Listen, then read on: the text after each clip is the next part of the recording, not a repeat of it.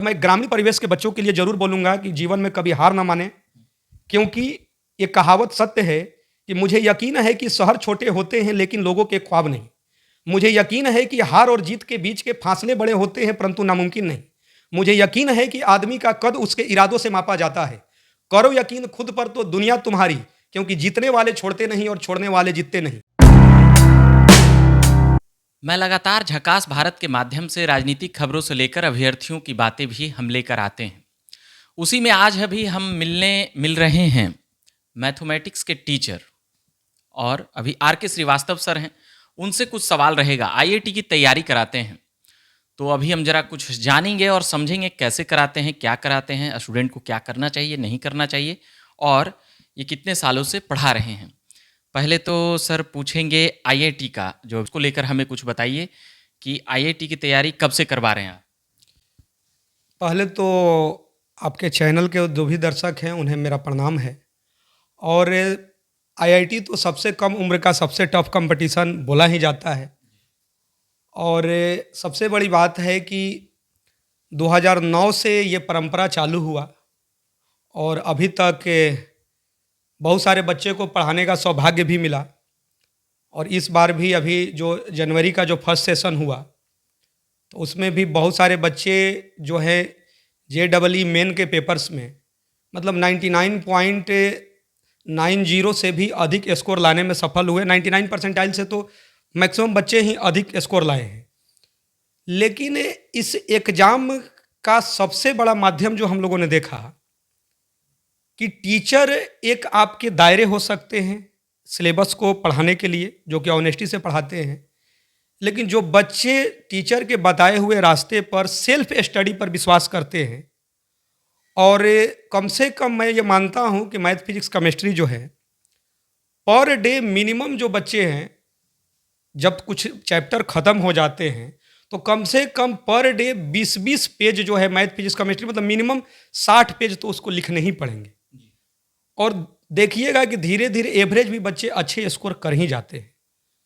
तो एक कारवां चालू हुआ है और कोशिश है कि अलग अलग जगहों पर भी देश के में गेस्ट टीचर के रूप में भी पढ़ाने का मौका मिला, क्योंकि जीवन का एक माध्यम होता है कि पैसा तो ज़रूरी है, जब तक पेट है तो पैसा ज़रूरी है, परिवार है तो पैसा ज़रूरी है।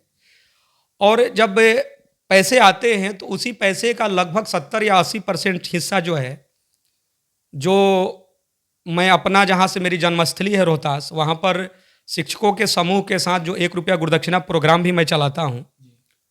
और फिर जहाँ मैं पढ़ाता हूँ, सबसे बड़ी बात है मैं जहाँ पढ़ाता हूँ तो यह नहीं है कि जहाँ पढ़ाता हूँ तो मुझे उसका वेतन मिलता है।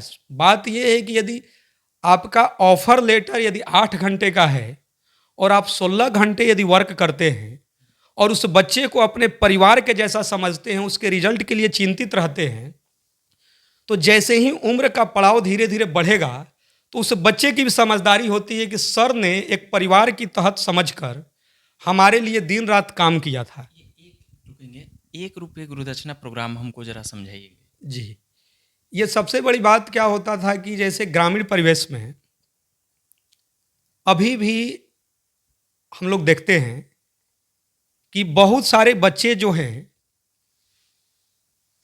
कहीं ना कहीं उसकी ऐसी बैकग्राउंड है कि पढ़ना तो चाहते हैं, 10 तक तो पढ़ जाते हैं, लेकिन आईआईटी की कोचिंग के जो दायरे हो गए हैं कि जिसके पास 2 लाख 3 लाख रुपया नहीं है तो आईआईटी की कोचिंग नहीं कर पाएंगे। या सबसे बड़ी बात है कि उसका अपना सपना है तो उस सपने को साकार करने में थोड़ा सा उसको लगता है कि नहीं यार, इस रास्ते को ना चूज किया जाए, इतने पैसे होने के बाद ये चूज करना है। एक दूसरी बिंदु ये आते हैं, ये किनके लिए है प्रोग्राम, थोड़ा इसको हम वही समझा रहे हैं मैं। और एक दूसरी बिंदु, दोनों को मैं जोड़कर बता रहा हूँ कि अभी भी बहुत सारे ग्रामीण परिवेश में आप भी जाते होंगे तो ये देखते होंगे कि बहुत सारे ग्रामीण परिवेश में या छोटे जगहों पर जो शिक्षक पढ़ाते हैं तो ये कहते हैं कि भाई 100 रुपया आप मंथली दीजिए, 150 रुपया मंथली दीजिए। तो यदि 100 रुपया यदि मंथली दिया या 150 रुपया मंथली दिया या 200 रुपया मंथली दिया, तो यदि 100 रुपया भी मंथली दिया तो साल में 1200 रुपया दिया। और यदि 100 से आप 150 रुपया यदि ग्रामीण परिवेश में आप अपने महीना को बढ़ा रहे हैं, तो कुछ पेरेंट्स जो मतलब अच्छे खासे पेरेंट्स की मैं बात कर रहा हूँ, वो ऐसे करते हैं कि बहुत अधिक पैसा ले रहे हैं। तो हमें ऐसा एक दर्द लगा, एक तो था कि नीडी बच्चों के लिए, फिर ऐसा लगा कि यार एक बच्चा जो है, चाहे वो लोअर मिडिल क्लास का भी है, वो पटना आया, कोटा आया, तो उसके पिताजी को रहने खाने का उसके कम से कम 5,000, 6,000, 7,000 का एक हॉस्टल का खर्च लग जा रहा है। और यहाँ तो टीचर का ग्रामीण परिवेश में मंथ साल का भी जो ईच सब्जेक्ट का जो पैसा लग रहा है, उसके आधे का आधा है। तो आखिर ये गांव में ऐसा व्यवहार क्यों कर रहे हैं टीचर, मतलब पेरेंट्स क्यों कर रहे हैं? तो जब मतलब ग्रामीण परिवेश में जब मेरा रिजल्ट आने लगा, तो मुझे गेस्ट टीचर के रूप में बाहर बुलाने लगे लोग। तो बुलाने लगे तो हमें कुछ पैसा कमाने लगे। तो पैसा कमाने लगे तो मुझे पुरानी पीड़ा थी, जो आपके चैनल को देखेंगे लोग, तो ग्रामीण परिवेश के टीचर इसको समर्थन करेंगे कि आज भी वही बच्चा जाकर बाहर में पैसा बहुत अधिक दे रहा है।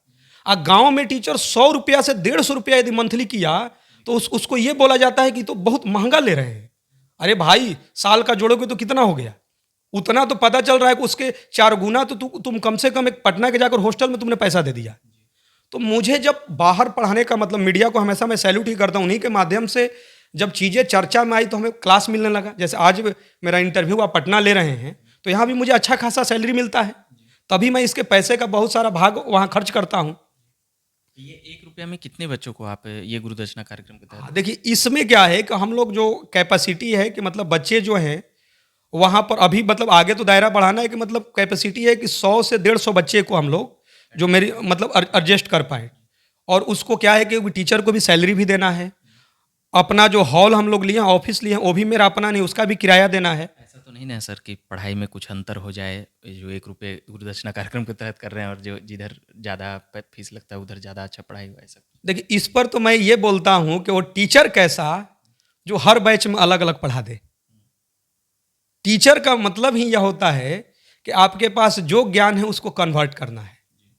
कहने का मतलब, जैसे मैंने शुरू में ही बताया कि यदि मेरे ऑफर लेटर पर 8 घंटे की ड्यूटी की है, तो हम 16 घंटा पढ़ा रहे हैं, तो उसका तो अलग से तो पैसा नहीं मिल रहा है। तो आपका यदि नशा है पढ़ाना और पढ़ाई उस संबंध में आप स्थापित कर रहे हैं कि बच्चे जो हैं आपके घर वो आएँ, उसके घर आप जाएं। और एक सर, मैं आपसे ज़रूर बात कहूँगा कि जब बच्चे का मेरा रिजल्ट आता है, तो मैं ज़रूर उन बच्चों को बोलता हूँ कि नर्सरी 1, 2, 3, 4, 5 मतलब अपने जूनियर सेक्शन के टीचर को मिठाई लेकर जरूर जाना। यदि हमारे पास कुछ जादू की छड़ी होता, टीचर के पास स्टूडेंट लेकर जाएं या नहीं, स्टूडेंट जो है टीचर के पास लेकर जाए। कभी तो तुमको हाथ पकड़ के कोई तो लिखना सिखाया होगा। मैं देखता हूं, चाहे किसी भी सेक्टर का हो, बैंक, रेलवे हो, मेडिकल हो, इंजीनियरिंग हो, यूपीएससी हो, मतलब कोई भी सेक्टर हो, लड़का पटना आया पढ़ने के लिए, कोटा गया, दिल्ली गया, उसका मान लीजिए आईआईटी का रिजल्ट आ गया, बीपीएससी का आ गया, किसी का भी रिजल्ट आ गया, टीचर बुलाते हैं, मिठाई खिलाते हैं, हो हल्ला होता है, बच्चा भी अपने को गर्वान्वित महसूस करता है। कहाँ बोला जा रहा है कि बैच में मेरे 500 1000 बच्चे थे और 5 ही 7 सेलेक्ट हुए, इसलिए मैं पूरे देशवासियों से माफ़ी मांगता हूँ? ऐसा तो कोई बोलता नहीं है। लेकिन इसके उल्टा भी कोई नहीं कहता है कि भाई तुम कम से कम 1, 2 के टीचर को भी मिठाई लेकर जाना, क्योंकि मेरे पास कुछ जादू की छड़ी होता तो इस बैच में से तुम्हारे और दोस्त भी सेलेक्ट हो जाते। मैं एक माध्यम था, लेकिन तुम्हारी सेल्फ स्टडी की को सैल्यूट है, क्योंकि तुमने हमारी बातों को माना, होमवर्क को बनाया और तुम दिन रात परिश्रम किए, इसीलिए रिजल्ट आया। अभी एक सवाल मेरे मन में आ रहा है आर के श्रीवास्तव सर कि सोशल साइट्स को लेकर और मोबाइल को लेकर आईआईटी के बच्चे अगर इस्तेमाल करें गूगल और ये मोबाइल का, तो कितना आसान पड़ेगा? ये कुछ महत्वपूर्ण बात है। देखिए, इसकी यदि हकीकत को जानना है, क्योंकि एक कहावत है कि सत्य लोगों को बहुत कम पसंद होता है, लेकिन समय बीत जाता है तो ये होता है कि यार नहीं, यही सच्चाई था। पहले की मैं बात नहीं कर सकता हूँ, लेकिन कोरोना पेंडेमिक के बाद जिस टाइप से सोशल प्लेटफॉर्म आगे बढ़ा है, मैं अदर एग्जाम के बारे में तो चर्चा नहीं कर सकता हूँ, लेकिन आईआईटी के बारे में मैं गारंटी ले सकता हूँ कि जो बच्चे, मतलब मैंने जितना अध्ययन किया कि मतलब 99% से अधिक आप मान सकते हैं कि जो बच्चे दिन रात मोबाइल का यूज कर रहे हैं, चाहे वो एजुकेशन में ही मोबाइल का क्यों ना यूज कर रहे हैं, उसका आईआईटी का रिजल्ट निकलना बहुत ही मुश्किल है। और गलती से लाखों में किसी एक का निकल गया तो ये समझिए कि उसका रैंक खराब हुआ है। हो क्या रहा है कि जैसे कोई बच्चा ऑफलाइन पढ़ रहा है और उसके पास मतलब सादा मोबाइल है, तो उससे तो कोई दिक्कत नहीं है। लेकिन जिन बच्चों के पास मोबाइल है और आप कोई होमवर्क दिए, तो 4 से आप होमवर्क दिए, उससे क्वेश्चन नहीं बना, तो अब कर क्या रहा है? जिसके पास मोबाइल नहीं है, तो वो कर क्या रहा है बच्चा कि वो किताबों के साथ दोस्ती कर रहा है, किताबों के साथ बात कर रहा है और कम से कम उस पर घंटों समय दे रहा है, उस क्वेश्चन से टकरा रहा है कि हमको इसको सोल्व करना है। और एक बच्चा क्या किया, जिसके पास मोबाइल है, 5 मिनट में क्वेश्चन नहीं बना और गूगल पर सर्च मार लिया, क्योंकि लाखों करोड़ों क्वेश्चन है, सारे इंस्टीट्यूट के कंटेंट है, मटेरियल है, सब बुक्स के सॉल्यूशंस है। अब उसका सॉल्यूशंस को देखा और अगले दिन क्लास में होमवर्क बना कर ला दिया। टीचर को दिखाने के लिए तो स्मार्ट बन गया, उसी कोचिंग के टेस्ट में फिर उसका स्कोर कैसे कैसे बहुत कम आ गया। तो आप आईआईटी एग्जाम के लिए, क्योंकि आईआईटी का जो एग्जाम है रियल में क्वेश्चन कंसेप्चुअल आते हैं और वीडियो को देखते देखते रियल में आपका माइंड स्लो हो गया है। एक खुश होना का मतलब वीडियो देखकर किसी टीचर का सॉल्यूशन देख लिए और आप खुश हो गए, लेकिन उससे रिलेटेड थोड़ा सा घुमाकर क्वेश्चन दिया तो आपसे बन नहीं रहा है। तो खुश होना और मार्क्स लाना दोनों में बहुत डिफरेंस है। किसी ना किसी दिन तो एग्जाम देना है। तो हम लोग इसको रिसर्च किए और देख रहे हैं कि वैसे बच्चे को और उन बच्चों को समझाना भी बहुत मुश्किल है। एक बहुत ही आपको अच्छी चीज बता रहे हैं, शायद ये लोगों को पसंद भी आएगा और रियलिटी है कि जैसे जून में आईआईटी का रिजल्ट आ गया और जब जून में आईआईटी का रिजल्ट आया तो एक कार को बुक किया जा रहा है, एक कार को बुक किया जा रहा है और उस पर 4 बच्चे को खड़ा कराया जा रहा है। अपने देश के किसी भी कोचिंग की मैं बात कर रहा हूं, और 4 बच्चे को माला पहना दिया जा रहा है और उसमें और पीछे डांस कौन कर रहे हैं? जो बच्चे अब 10th पास बच्चे जो नए सेशन के आए हैं वो डांस करते हैं कि मतलब लगता है ना कि कोई जादू होता है, ये भैया लोग रिजल्ट निकाल दिए तो हम भी निकाल देंगे। अब 10th के बच्चे को ये सोचना चाहिए कि ये जिंदा उपस्थित 4 ही बच्चे क्यों हैं? इस कोचिंग में तो हजारों बच्चे थे और 4 ही बच्चे को माला पहनाकर और धूम धड़ाका और डांस क्यों कराया जा रहा है? जब 1000 बच्चे थे तो एक बोर्ड बैनर पर लिख देना चाहिए था कि सिर्फ 4 ही, देखिए जिंदा 4 बच्चे उपस्थित हैं और नीचे केवल लिख दिया जाता है कि हमारे यहाँ से 500 प्लस सेलेक्ट, 1000 प्लस सेलेक्ट। पूरे भारत का यदि रिजल्ट जोड़ लीजिएगा कोचिंग का, तो जितना भारत के सीट हैं आईआईटी के, उससे पता चलेगा ना कि मतलब कि 50 गुना भी अधिक रिजल्ट आ गया। अरे भाई, गवर्नमेंट के सीट से रिजल्ट कैसे अधिक आ गया? तो ये जानना जरूरी है प्यारे बच्चों कि पढ़ना कोई इंस्टीट्यूट कुछ नहीं कर सकता है, बस एक माध्यम है।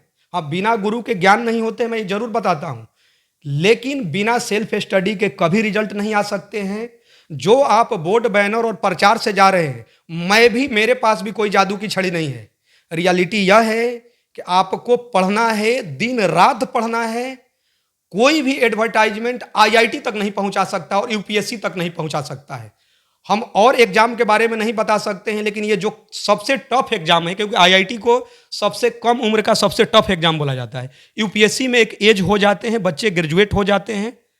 आईआईटी के एग्जाम में कब से बच्चे तैयारी करने लगे? 8th 9th से ही या 10th के बाद? ये प्रक्रिया तो 1 क्लास से ही है, मगर जो रियली तैयारी है 12th के पास करने के बाद करें या 10th पास करने के बाद ही? देखिए कुछ बर्बाद ना हो। देखिए कुछ बच्चे क्या होते हैं कि जो 8-9 से ही अपना लग जाते हैं, फाउंडेशन लेवल के भी बहुत सारे देश में बच्चे हैं, लेकिन ऐसा नहीं है। जो पहले से ही लग गए तो जरूर है कि उसकी मानसिकता उस साइड में बढ़ चुकी है। लेकिन हम लोगों ने देखा कि जो अब इस साल हमारे बच्चे रिजल्ट निकाले हैं, तो जो जैसे शिवम की ही मैं चर्चा करूं जिसका 99.90 परसेंटाइल है, जो जनवरी सेशन जेईई मेन का, शुभम है, कुणाल जो है 99.82 है। तो ये सब बच्चे क्या है कि 10th के बाद से ही लगे, मतलब 10th के बाद से ही लगे और उसके बाद भी अच्छे करेंगे तो कभी भी अच्छे किया जा सकता है। लेकिन जो 8-9 से लगे हैं तो हो सकता है कि और अच्छे कर जाए, क्योंकि फाउंडेशन लेवल से वो क्या होते हैं कि बच्चे 8-9 से लग जाते हैं तो लगता है कि भाई हमको 1 to 100 रैंक्स के बीच में आना है। तो 8-9 से लगते हैं तो आप देखिएगा कि 10th में ही 11th के कम से कम बहुत सारे चैप्टर जो है बोर्ड लेवल को पढ़ लेते हैं। तो कहीं ना कहीं एक जरूर मैं ये बोलूँगा कि बच्चों के रिजल्ट में उसके माता पिता, बच्चों के सेल्फ स्टडी और गुरुजनों का बहुत बड़ा योगदान होता है। और मैं ग्रामीण परिवेश के बच्चों के लिए ज़रूर बोलूँगा कि जीवन में कभी हार ना माने, क्योंकि एक कहावत सत्य है कि मुझे यकीन है कि शहर छोटे होते हैं लेकिन लोगों के ख्वाब नहीं। मुझे यकीन है कि हार और जीत के बीच के फासले बड़े होते हैं परंतु नामुमकिन नहीं। मुझे यकीन है कि आदमी का कद उसके इरादों से मापा जाता है। करो यकीन खुद पर तो दुनिया तुम्हारी, क्योंकि जीतने वाले छोड़ते नहीं और छोड़ने वाले जीतते नहीं। यदि आपको जीतना है, आपके पिताजी किसान हों, मजदूर हों, किसी भी बैकग्राउंड से हों, सपना आप बड़ा देखिए। और केवल सपना बड़ा देखने से ही सफलता नहीं मिलेंगे, उसके लिए दिन रात परिश्रम करना है। और सर, जिस टाइप से टेक्नोलॉजी आगे बढ़ रहा है, आने वाले समय में कोई भी फील्ड हो, पढ़ना जरूरी है। पढ़ना जरूरी है। तो ये हमने काफ़ी लंबी बात की चंद मिनटों में। और अभी हमारे साथ जो सर थे RK श्रीवास्तव सर, मैथमेटिक्स पढ़ाते हैं, IIT की तैयारी लगभग 1.5 दशकों से करा रहे हैं। उनसे हम अभी कुछ सवाल जवाब किए, कई बातें समझे और कई बातें समझकर हम आप तक पहुंचाने का प्रयास कर रहे थे कि IIT की तैयारी कब से क्या, और भी हम और भी अगले भाग में जब आएंगे तो उन तमाम बातों की भी बातें करेंगे। फिलहाल अभी बातें हमने इतनी ही की है। सर को धन्यवाद कहेंगे कि आपने वक्त निकाला और साक्षात्कार के लिए समय दिया। बाकी धन्यवाद कहूँगा सर। और बाकी झकास भारत देखते रहिए। हम लगातार पॉलिटिकल खबरें और भी जो लोगों के मुद्दे हैं, बातें हैं, हम वो लाने, पहुँचाने और सुनाने का प्रयास करते हैं। मेरा नाम रविकांत हुआ। धन्यवाद।